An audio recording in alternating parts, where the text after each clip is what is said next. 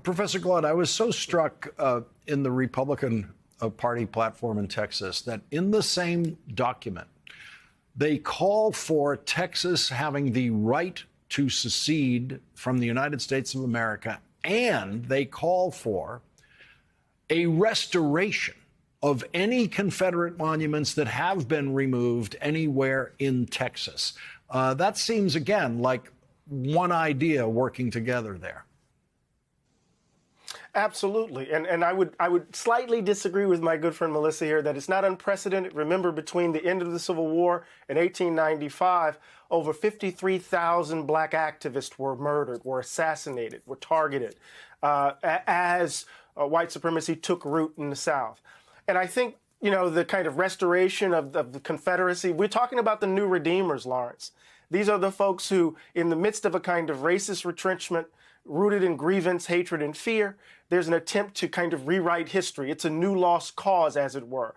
And so it makes the sense that all of this stuff is converging. The Great Replacement theory, the attack on voting rights, attack on critical race theory, escalation in political violence, all of this is rooted in this attempt to claim America as a white nation in the vein of old Europe, and we have to just simply speak the truth about that.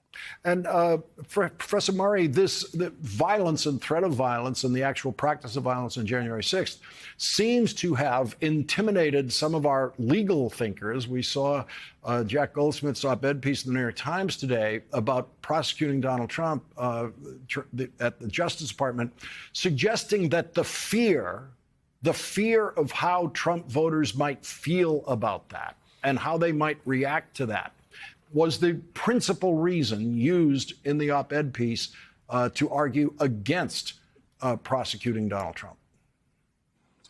Again, I think there are a lot of reasons why the Department of Justice would be very deliberate in thinking about whether or not to bring a prosecution against a former president.